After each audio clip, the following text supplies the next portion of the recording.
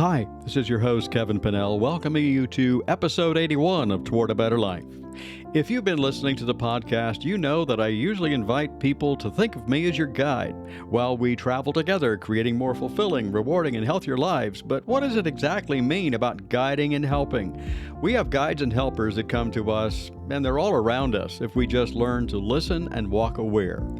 In today's episode, Lindsay Shannon joins me to discuss how she helps people in finding their way on their journey to discover their guides and helpers. She's a psychic medium, Reiki energy healer, and spiritual mentor who helps people to awaken to a greater sense of purpose.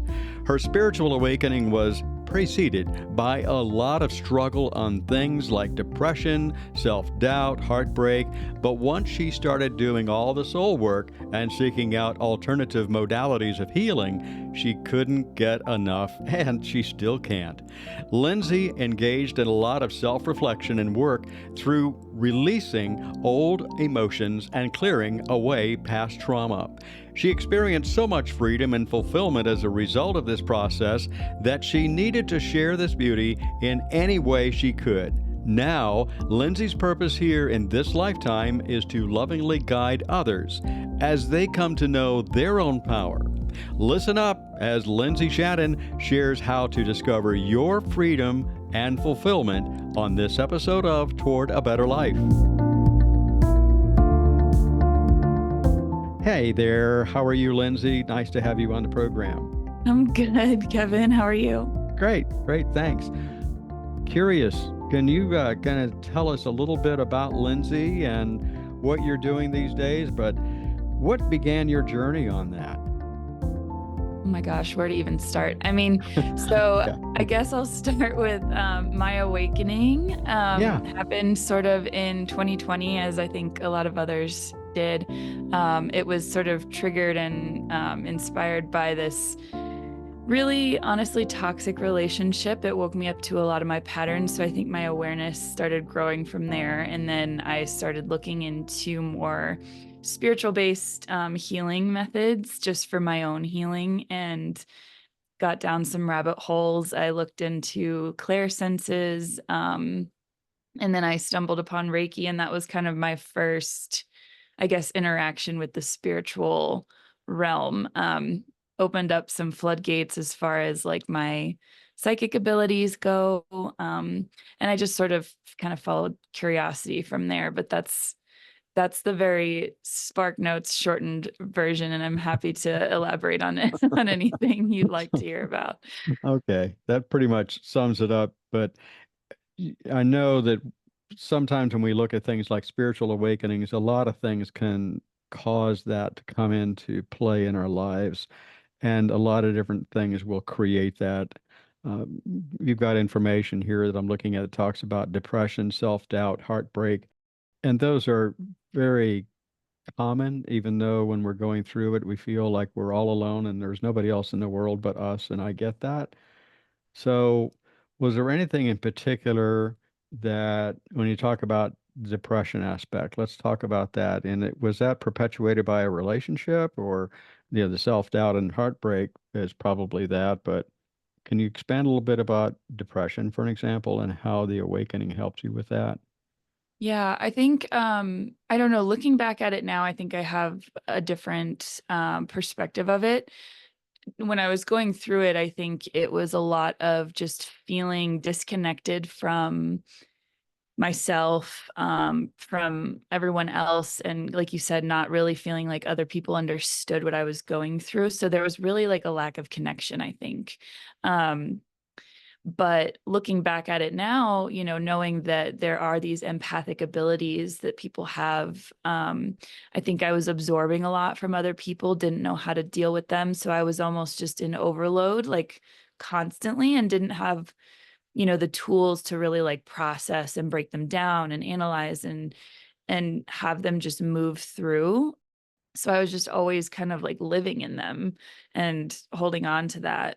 But the awakening, I think, I've been to therapy, so I've done like, some real like tangible work, but then also, in the spiritual realm, I think my awareness kind of opened up and gave me this bigger perspective. And, there's bigger things out there that matter, more than us, so to speak. So kind of all of that tied together. And, I don't know, really allowed me to just kind of, I guess, adopt a new way of thinking. And I think above everything else, learning that I was an empath and that not everything is mine to hold on to was a really big, important part of, reconciling all of that. So I've heard some when we start talking about things like this, and sometimes people talk about when they really begin their journey, they're able to reflect a little bit and they find out, oh, wait, this has been around longer than I thought. And if somebody says, well, Lindsay, how long have you been doing this? And by the calendar, you just said roughly 4 years. But do you sense that there is more in the empathic side and more awareness and more hints of those abilities earlier in your life? I do, yeah. And admittedly, like if I had to put a timestamp on my depression, it's kind of sad to say, but I feel like it goes back to like middle school, even for me, like remembering that I was aware of that. So I think, assuming that that's the case, empathic abilities definitely were happening back then. And then I think even you could go even further back, because I think, even just being like a little kid that's like afraid of the dark, or like when going to sleep having crazy dreams, and like, I look at them now and I see that not all dreams are just dreams, like they're interactions with things that go on in the spirit world. And I think kids are definitely very connected. They don't have any expectation of this world. When we're younger, we don't know any better. So we're very open and we receive all of that. So I do think there are indicators. I think one of them was being afraid of the dark. I would go to sleep kind of feeling not like someone's watching me in like a scary way, but just more of like a presence, and not really understanding what that was. Loving magic, being interested in like Halloween. And, these are all things that could be, pretty normal or just non-assuming. But for me, I look back and they were pretty big indicators, because it was just, I don't know, also it felt so big for me, like beyond anything that I could ever imagine and control. I can remember people that I've talked with in the past that had definite fears, like Hmm. freezing and I can't move kind of fear. Hmm. And one of them had to do with a basement in their home, and it was a reoccurring dream. Oh. And they would go to the door and they just couldn't open that door. And they sensed that they'd probably had this problem since they're right close to adolescence or just prior to adolescence. Hmm.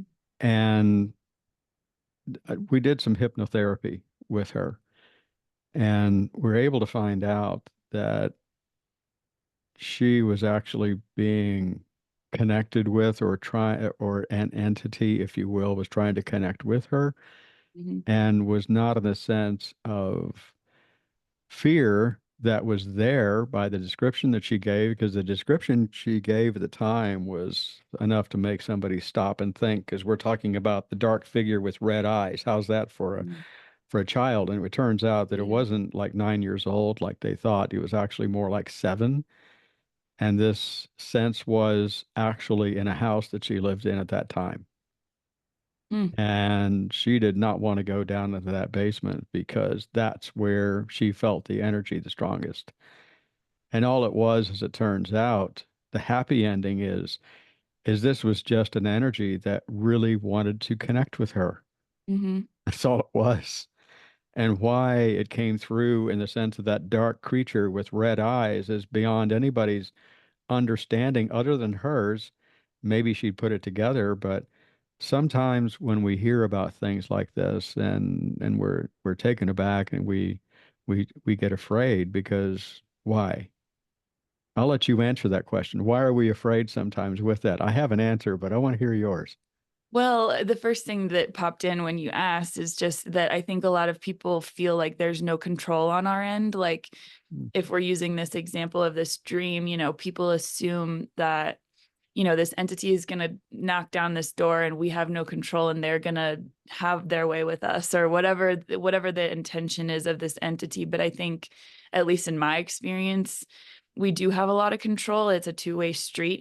They can try and come through and make themselves known, but we also have the choice to interact with what's coming through. And we also have the choice to allow through what we want to interact with and Mhm. kind of push away what we're not, willing or ready to deal with at that point in time. So, yeah, what's your answer?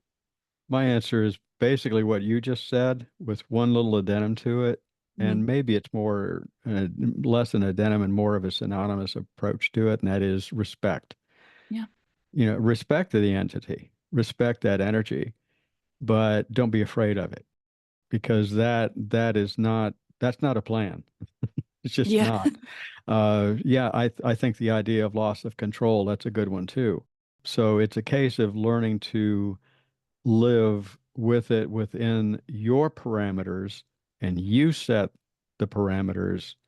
That energy or that entity doesn't set it for you. Yeah, So, you know, absolutely. and in the experiences that I've personally had, I've just found that people talk about these horrendous energies, and I say, well, they would ask me, how do you deal with that? And I said, well, we have an arrangement.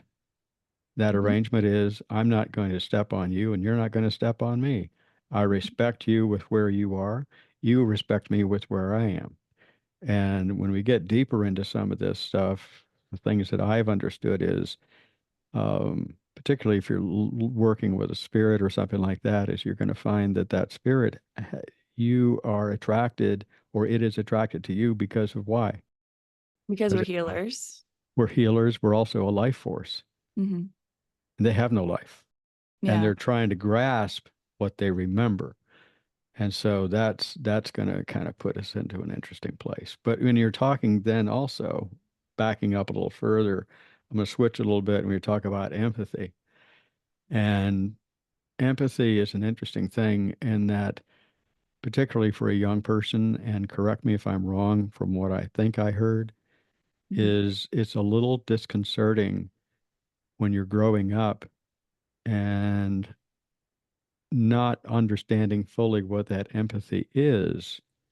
You take on everybody's stuff Yeah. that's around you, and you take on enough of that stuff, particularly if you have somebody who's angry, Hmm. someone who is depressed, someone who is easily frightened, someone is, and all this stuff is coming on you as an empath. You pick up on that and it becomes you. Hmm. And that can be Yeah. frightening for somebody that's 7, 8, 9, 10 years old. Yeah, absolutely. I mean, I think if you don't have somebody to tell you what's happening or like how to sift through it, yes, like you're kind of at the mercy of like who you're around. And as a kid, you don't really choose, you don't choose those people at that time. You have your family, you have people you go to school with.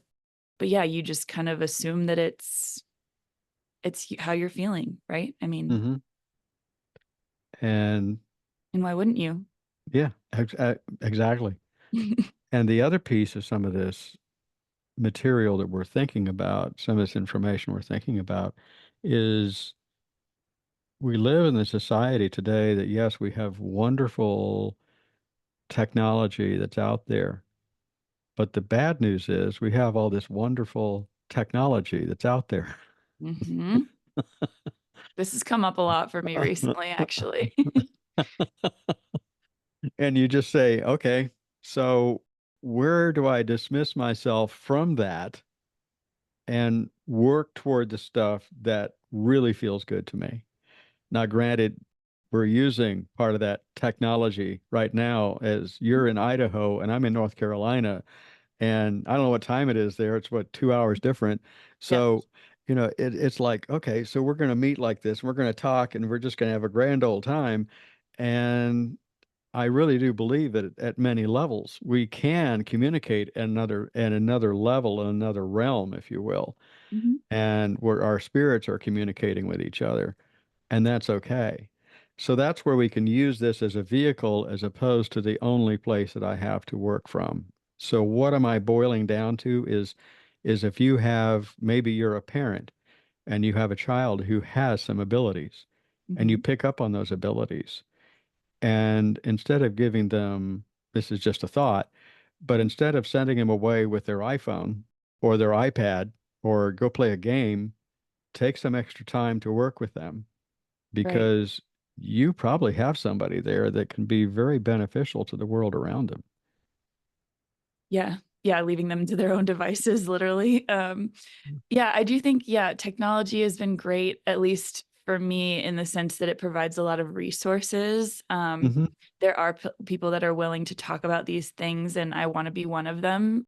Be open to these conversations and kind of, it doesn't have to be a matter of like teaching, like this is how it is, but more so just kind of being curious of how things have worked for you, how have things worked for you, what's coming through, you know, and kind of sorting through and figuring out what works case by case. But yeah, I also don't believe in time and space in probably the traditional sense. And I love being able to connect with people like you, that maybe I wouldn't normally be able to connect with just because of, geographical restrictions. I do have a soft spot in my heart for distance Reiki, and I do a lot of my mediumship and psychic readings on Zoom. So I think yeah, it's kind of like a necessary evil sometimes. I don't like the obligation that I feel like I have towards it a lot of the time, but I do really, really, really appreciate all of the doors and connections it's able to open up as well. Okay, so I'll ask a question here.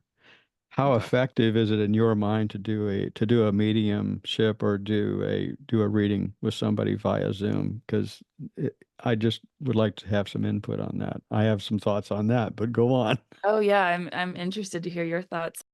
I think that I actually work better distance, and that's just kind of a personal preference, I think, just because of how aware I am all the time of everything going on around me and internally, that I think providing that physical distance sometimes allows for more focus on my end. I'm not as distracted by what, energetically is going on in front of me when I'm doing in-person readings. That's not to say that one or the other is more or less effective. I just think that I've found that my mind is more at peace and there's not as much pressure that I'm feeling when I am provided that physical space a little bit. Because I've done, especially group readings, like in-person group readings, it's almost like stage fright, and that kind of like takes over. There's this, like, I can feel the expectation of others, whether that be realistic or not, but living up to that is kind of tough sometimes. So I find that the distance, or the remote readings, kind of relieves some of that, if that makes sense. It does.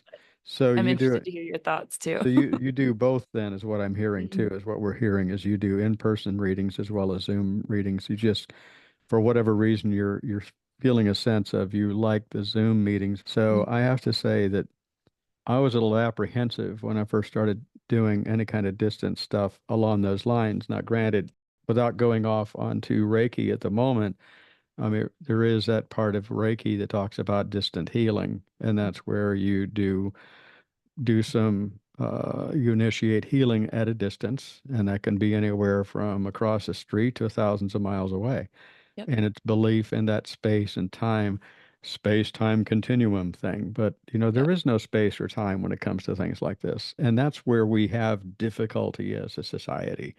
So I feel I need to be able to reach out, and I'm going to reach out, and I'm going to touch you. Right. But wait, there's just a screen Make there. There's contact. nothing Yep. there.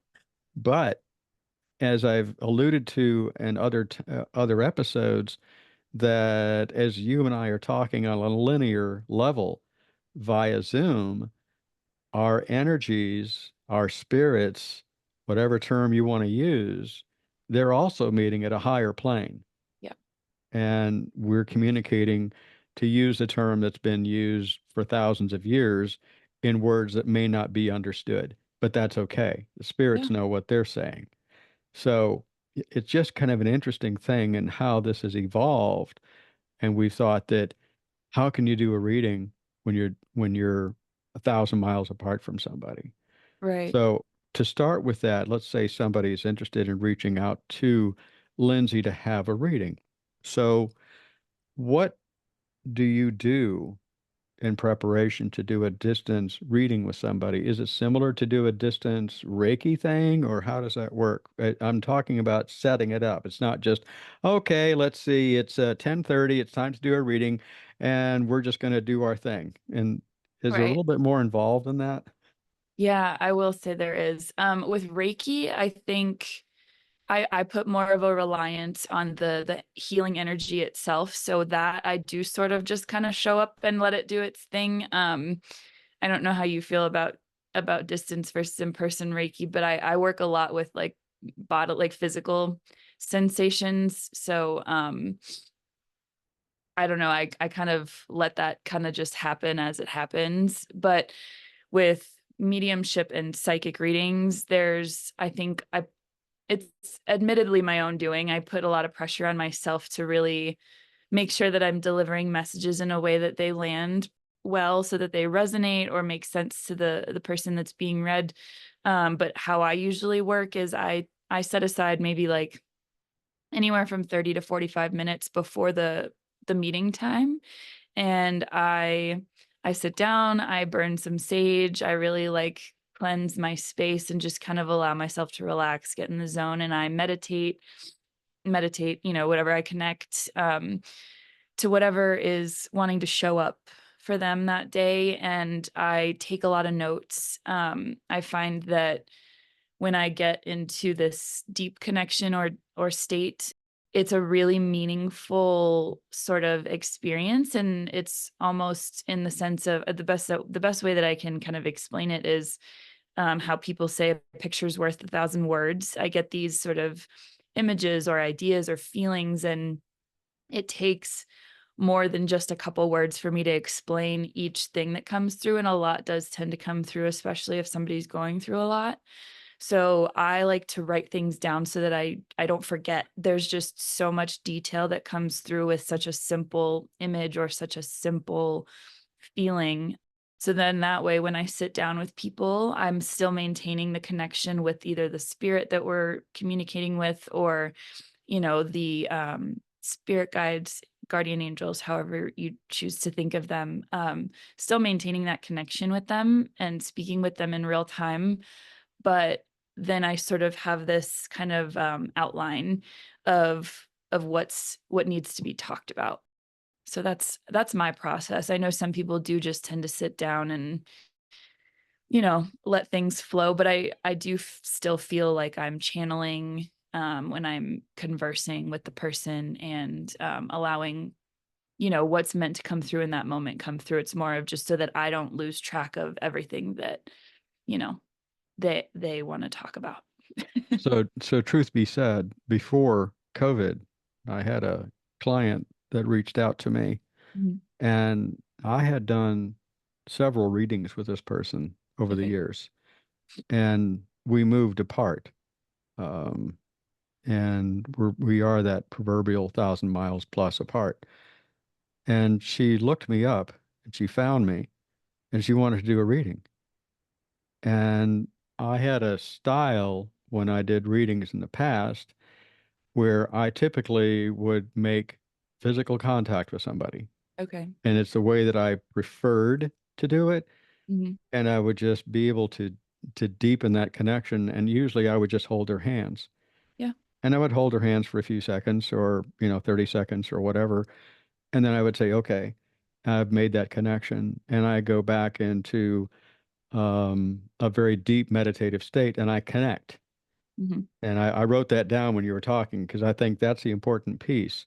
But Mhm. I was very, this is the true confession of Kevin. I was very apprehensive about how effective am I with that person because I have not made that connection. Sure. And yet I am doubting the abilities of the ethereal world.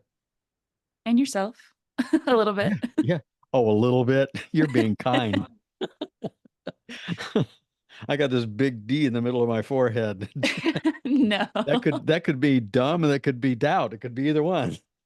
Yeah. But Yeah, it but could too. nonetheless, it is a doubt that am I being effective? Am I being able to do this? And Mhm. at the time, we didn't have Zoom. Now the Zoom was around, but I had not been using it. I had not been able to tap into that and recognize that, hey, wait a minute, there is more to this. So I would even say if that person's out there, get in touch with Lindsay or get in touch with me So did you not do again. the reading then? Oh yeah, I did. I just felt really How did you? uncomfortable and I told him Okay, afterward, I said, I don't know if I can do this again. And interesting. yeah, but now I'm saying, well, maybe because sometimes I believe that the universe will throw stuff in our face and say, "Here, let's see what you do with it." Yeah. Well, in my own estimation, I made myself doubt. And the truth is, it's more alive and more viable than I gave it credit for. And the thing that I'm hearing again, I'm going to use that magic word again, is connection Mhm. and believing that the universe around me and that I do have guides, I do have helpers, you do have guides, you do have helpers. And for those of you that are listening and are really not sure about if you have guides or helpers, let me tell you a secret. I'd say there's, in my experience, you have at least a 95% possibility that you do have guides and helpers. They're just not acknowledged. You just have not acknowledged them. Mhm. So there's something to think about. And maintaining that connection. Do you have difficulty with maintaining that connection when you're doing distance work? Not not usually, but I mean, kind of to your point, I think it's just a matter of like focus and intention because like we're always connected, but you kind of have to like put the focus there or like really concentrate. I don't know. I mean, there have been better connections than others, I will say, or Sure. maybe not better, stronger connections, easier, less Yeah. taxing, however you want to think of it. Just like, anything else like friendships or, you don't connect with every single person the same way. And I think spiritually or energetically, you can kind of see that sometimes too. But generally speaking, there's usually something that wants to come through.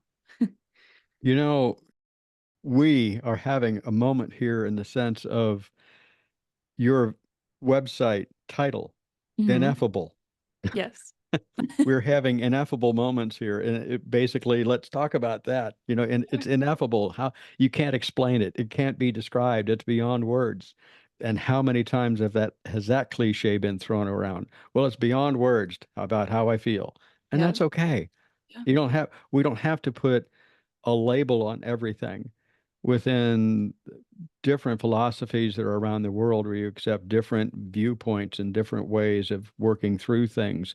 You can go into Zen, you can go into Druidism, you can go in, I say Druidism, it's actually Druidry, and all these different ways to look at things, and it's beyond the normal physical expression of what it is we're trying to accomplish. Hmm.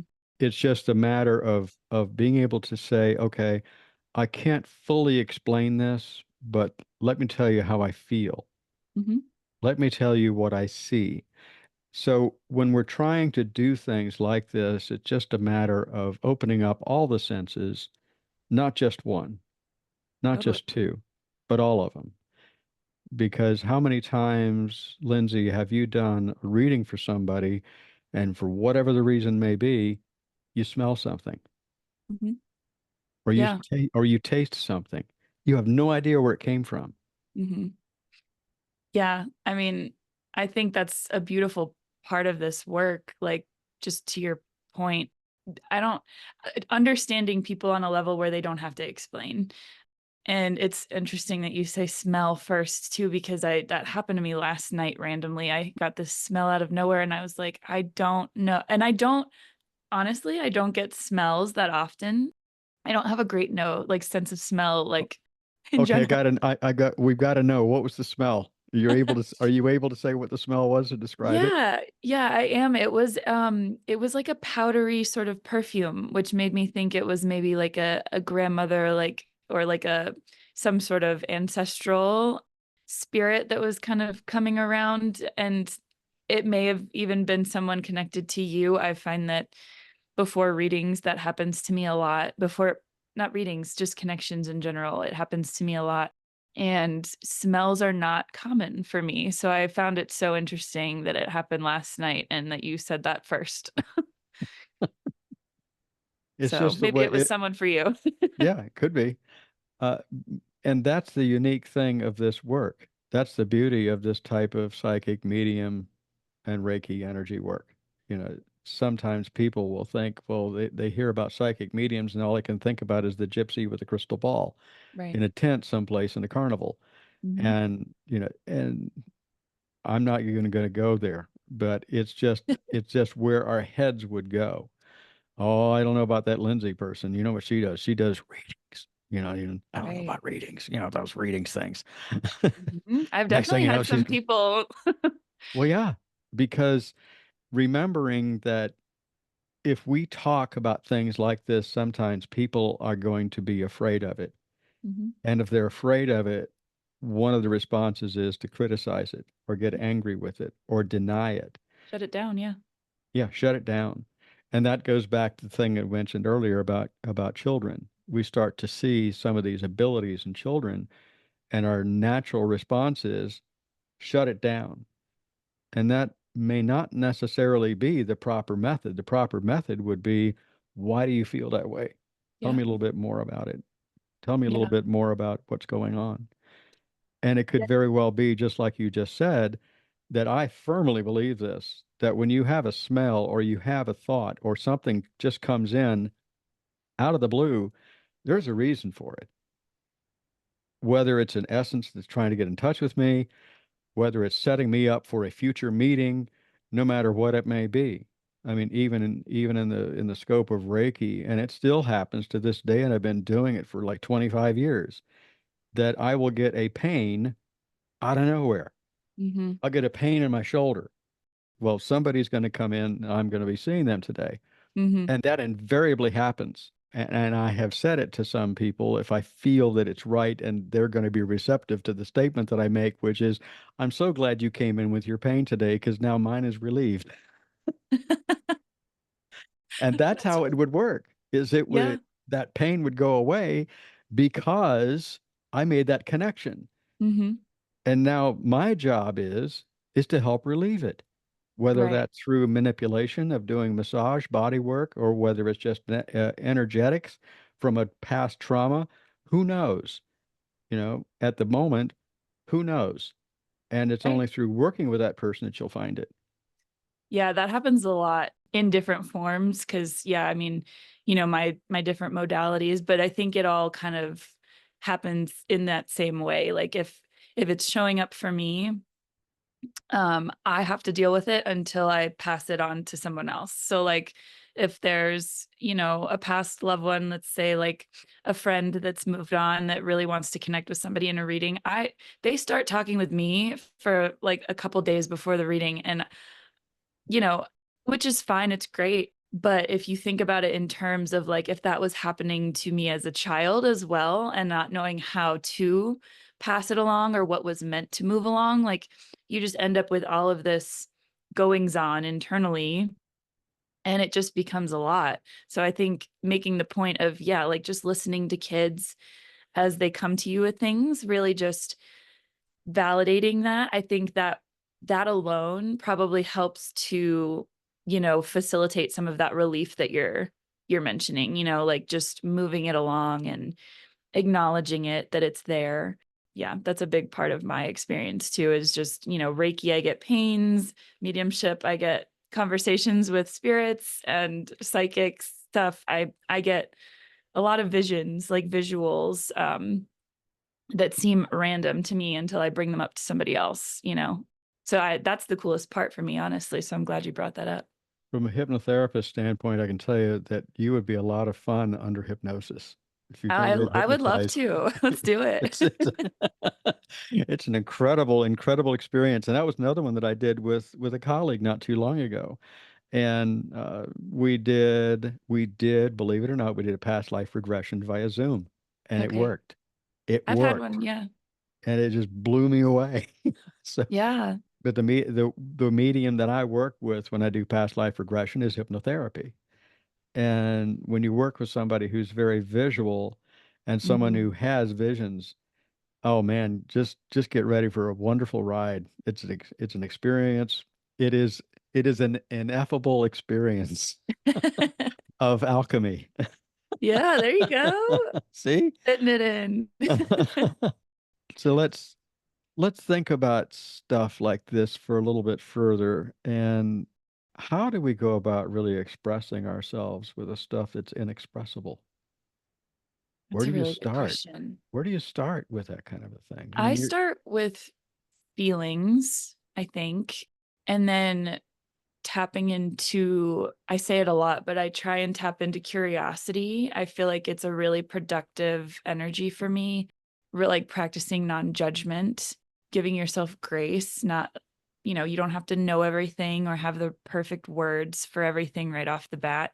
But really just kind of being curious and feeling into a place where, and ultimately getting to a place where you can kind of formulate either, verbal sentences or like mental understandings of, you know, what you have going on or what you're experiencing, because there's so much dimension and depth to a lot of it, that I think it's really important to give it the time that it needs or the time that you need to really interact with it and process it. How do you feel about it? you're spot on with that. And I think it's so many things came to mind when you were sharing. It's like so many examples of that, Lindsay, where practice makes perfect. Yeah.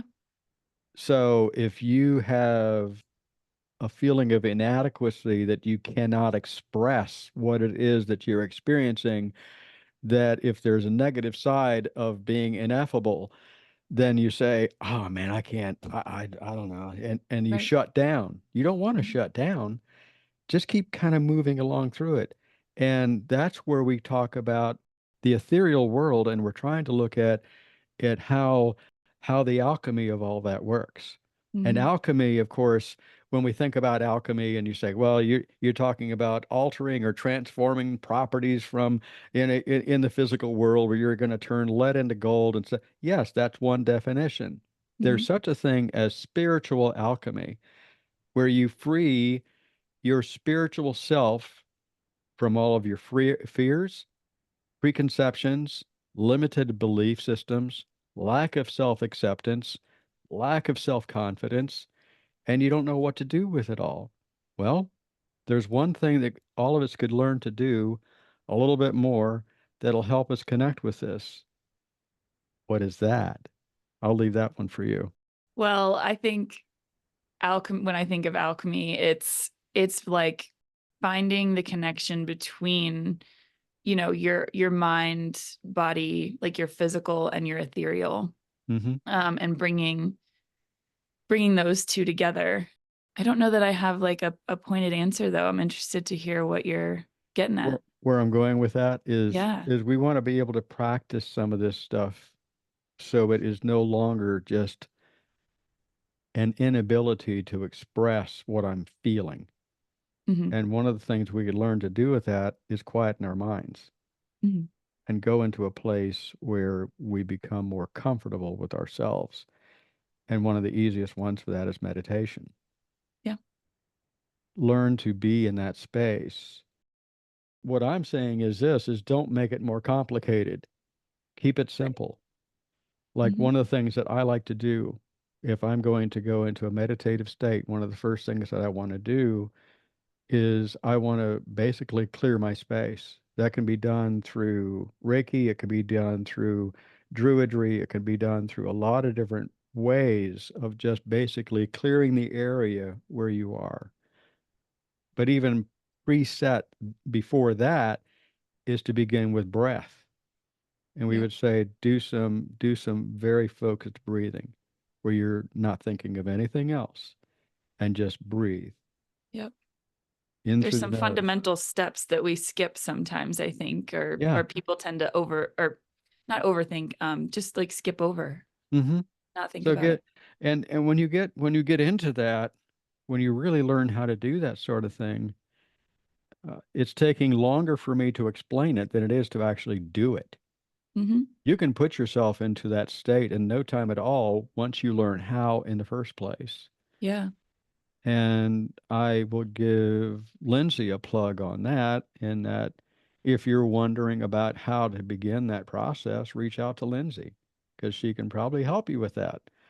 And it's very, very simple. And there's so many different resources out there. There's resources out there that would talk about, you've got some books that you could read and you've got different things, but nothing substitutes just simply doing it. And the Yep. more we do it, the more we become comfortable with expressing what it is that I saw. Yeah, there's a bravery that comes with letting someone know what you're experiencing too, right? Because like this fear of judgment of like, they might it might make them feel some way, and then they express it to you, and you have some assumed judgment of what that would, what you assume that to mean or whatever. So yeah, I do think that there's like some level of like bravery or confidence that needs to be built up to even, yeah, express what you're experiencing. Now put words to the joy that you're feeling. It's not just ineffable. It is joy. What kind of joy? Tell me what you feel. Hmm. Tell me how you feel. Do you feel like Yeah. jumping up and down? Do you feel like going for a flight? Do you feel like extending your arms and jumping someplace and letting yourself fly through the universe? Hmm. Then tell me how you feel. Tell me how it feels to you. Make it viable. Make it so that you can be a part of it. And then the life really begins to open up. And do you Yeah. find when you're doing readings with people that this is part of the process? I do. Yeah, I do think that's been a big, a big point of learning and adapting and growing because, not everybody speaks the same language verbally anyway, so it's hard to find words to put to these big messages that are meant to come through, or big, I say big, meaningful, meant to be meaningful messages that come through. But I mean, to your point, I think a lot of our like social conditioning would have us think that, feeling so excited that we want to just jump up and down is unnatural, and it's not.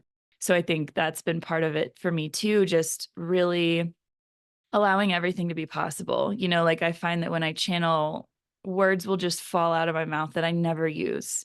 And for some reason it resonates with people, like it makes sense for whoever's sitting in front of me. And I just find that so fascinating. I love that you're saying that there's an importance to putting words to it, because that's how we communicate and that's how other people understand us. We Hmm. can feel something and hope that they understand what we're feeling, but the words really are important. Yeah. You know, to have someone understand. So if somebody's never had a reading, can you tell us a little bit about what your mediumship readings and how they work, how the readings work? Yeah. So mediumship readings are typically for people that are looking to connect with past loved ones specifically. So it's really me conversing with somebody that they've known in this life.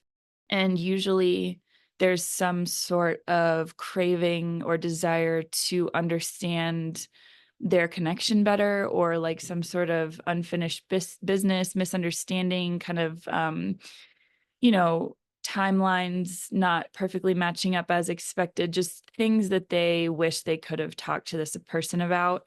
So that's kind of what I show up for, is to provide a telephone for their connection, and really just have a conversation. The psychic readings are a little different, just in the sense that, and so, there's some overlap. Some people end up getting half and half, just Hmm. based on what they have going on. But the psychic readings are usually more to do with the person that I'm reading and what they're going through and what they are going to be going through in life.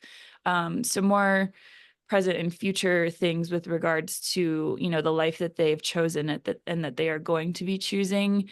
And for that reason, I typically end up conversing with, spirit guides or higher beings that have only their best interest at heart, and kind of provide some clarity or direction with regards to a specific, I guess, either like wondering or question, or just something they're unsure about with regards to like what they're going through in life. So I think both tend to provide some clarity, just in a little bit of a different sense for both of them. Okay, so here comes one. Is it evil to do this Is, kind of stuff? is it evil? Yeah. Some might say it's evil. My belief is that it's the opposite of evil. I've felt a lot of darkness, like in the form of depression and fear, and I think all of that's just created context for me to do this work. I've definitely had some people reach out unwarranted and, warn me of the dangers of this work, and I've just not seen it. I don't know that I believe in it. Like you said, you kind of respect that you respect what's out there, and you make your choices of what you interact with. Um, what I choose to interact with is not evil by my standards or by, I believe, anybody's standards. But, I'll allow everybody to remain entitled to their own opinion as they will be anyway. Well, But that's my answer. yeah, I ask that because of the culture we live in. Hmm. If you can't explain it, then it's got to be evil, Yeah, and it's I just not. resent it. I've Yeah, been I through get it. so much to be able to do this work, Hmm. and I feel like that just dismisses my whole experience by calling it evil. Yeah, But and I understand it, but I do feel the same way. It's not. It's only what is your perception of it? What is your yeah, perception of evil? I don't go there. How do you deal with a negative, I'm going to say negative spirits that might try to infiltrate a reading? And it's just a matter of saying, you know, I sense that a lot of times, some of the times where I've felt it, and I would say that that spirit, that helper, or whatever entity that is coming in is more than likely afraid and confused on itself. And it has right. no other way to express itself other than, I'm going to say, knocking over the picture or whatever the case may be. It could be a kinetic experience kind of a thing. Mm-hmm. And it's trying to get attention Yeah. and it doesn't know how to do it because the person is not listening. Right. Yeah, I honestly, like, I haven't had many um experiences where I've felt any sort of like negative entities trying to, disrupt anything that's going on. I feel like I try to make an effort to really live in this headspace, or whatever you want to call it, where I'm just not even inviting that into the Hmm. experience. I feel like, especially when it's one-on-one interactions like readings or, Reiki sessions, there's some sort of energetic contract that I feel is signed up for. And if there are external entities outside of that it's just whatever bubble or whatever space that's created for our interaction to go on is created doesn't really allow for that. So it's kind of hard for me sometimes when, I'll have friends even just ask about, do you believe in demons? And like, do they, kind of to your point, like, did they disrupt things? Like, I don't know. I haven't had many experiences with that. I know that there are entities out there that probably crave what we have to offer. Um, but just to reiterate your point, I think it's a matter of perspective. I'm not afraid of those entities. So to me, it's just almost like how you would think of a little kid trying to get attention. Like, I'm Hmm. upset and I'm throwing a tantrum. Like, Hmm. it's not anything demonic. It's Right. just it wants attention, and it's doing what it can to get that. Yeah. And you kind of quickly went over it, but it's a very important part, and that is that you're preparing yourself, that you Mhm. put the energy out there that is all good energy. Right. And so having all that energy out there, and that's where you go into part of the preparation for doing a reading and what you said earlier a while ago. And how many people out there, I have not heard that many people out there. I have heard them, but they do prepare themselves, like you're talking Mhm. about preparing yourself. And I commend you for that and so many levels, Lindsay, because it is an important part to be able to connect with my higher self and go into that place of positive energy and to put myself into place as a healing facilitator that I want to do whatever the universe wishes me to do to help that person. And Mhm. it may involve me doing some meditative work, and it may involve me thinking about that person a little bit ahead of time, not judging, but thinking, where are they? In what way can I help? And Mhm. you're sending out all that beautiful energy, and maybe even do a ritual at some point in there to, and I'll use the term you talked about it, bubble.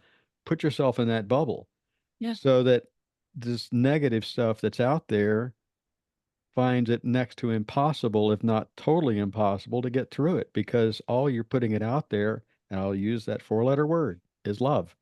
Yeah. And you've put that out there, so it can't get in, or it has very, very difficult time trying to get in, and at some point it just gives up, and that's okay. Is it out Right. there? It probably is, but I don't have time for it. Right. Like the type of the type of interaction that whatever it is looking for is not something that I'm willing to entertain. There you So go. for that reason, you kind of miss each other, you Mhm. know. And it's not even a matter of protection out of fear. It's just you're just not aligned with what they are, looking to Okay. have or to Yeah, experience. Yeah. yeah. So going back to the mediumship thing, when you're doing a reading for people, do you ever tell them during the course of this that they have the ability to communicate with this person on their own? All the time. I think if there was anything I was meant to do as a healer, it's to tell people that they can do this themselves. Mhm. Um, I do enjoy helping people understand like what sort of things they can look for or what type of messages are typically coming through. But yeah, I mean, that's a pretty standard you know, Mhm. message takeaway that you can Oh, kind yeah. of Yeah. expect to have after one of my readings. I really like to empower people to, Yeah. at the very least, explore. I don't expect anybody to feel super confident or like they know everything walking out of there, but because you know I think you could probably attest to this too. Like I've been doing this for a little while and I still don't claim to know everything. I think it's a constant learning experience, and but I think you know there's an importance in being curious and just exploring, especially if it's mediumship, because that involves somebody that you hold near and dear to you and probably still takes up a lot of space in your heart. So that connection doesn't just go away. And I think it's a good reminder for people to have after a reading, like we can walk away and say this was so cool that like somebody else was able to pick up on this connection that we've had over time, but it continues on beyond the reading, and my belief is it will forever. So you constantly have the opportunity to tap into it if you want to. Yeah. And what you just said, that the reading continues after the reading. Mhm. That communication is valid. That communication stays alive. Yeah, Yeah. 100%. This is great. So if somebody wanted to reach out to Lindsay, Shannon, how do they go about doing it? Well, my website, ineffablealchemy.com, is always there. I'm on Instagram at Ineffable Alchemy and Facebook at Ineffable Alchemy. I'm a little more active on Instagram, I will say, but my website has everything you can look for. It has my offerings. I'm hosting a retreat in Costa Rica in April of 2025 that I'm really excited about. It'll have a few different types of offerings, but yeah, feel free, reach out, ask questions. I'm an open book. So if you're offering a retreat, do you do workshops? I do workshops, mostly in person, but yeah, that's definitely something I would like to get more of on the calendar. So here and there. Here and there. Yeah, I'll do Reiki circles. Those are distance usually, just to kind of open up the offering to people that are beyond, my physical reaches. But so you do the Reiki circles via Zoom? Mm-hmm. Yeah. Okay. Excellent. Yep.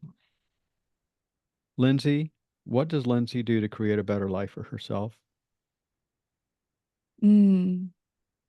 I think I find ways to understand that there are going to be different ways over time that make me feel seen, understood, heard. And I think being in constant relationship with myself, and understanding how that evolves over time so that I can be my best version. It's, again, back to the ineffable thing. It's kind of hard to put into words, but I hope that makes a little bit of sense. I used to think there was this magic recipe that if I could just do X, Y, Z, then I'll be happy. If I just do that forever. And I think, it's different day to day. We're dynamic beings and it changes. So learning what makes me happy over time. Okay. Listening to the prompts in life. Yeah. Being aware. Not just of everything around me, but being aware of stuff inside of Lindsay. Right. Excellent. That's great. Lindsay, Shannon, this has been a wonderful, wonderful time, and it has literally flown by. I agree. Thank you so much for being our guest today on Toward a Better Life, and enjoy your life and figure out what that smell is. Yeah, I will. Thank you. Thank you so much, Lindsay, for sharing how we can discover our own freedom and fulfillment. Lindsay Shannon can be found through her website, www.ineffablealchemy.com. That's ineffablealchemy.com. There's a link in the show notes for this episode. If you're seeking insights and advice on how to create a better life for yourself over and above the podcast, I do offer free Toward a Better Life mentoring sessions. Send your request to me. For more information to kevin@towardabetterlife.com. Join me next time on Toward a Better Life as I welcome Duncan Brown. Duncan explains alcohol is a problem that isn't talked about. Now, we're not talking alcoholism, but the overindulgence of it.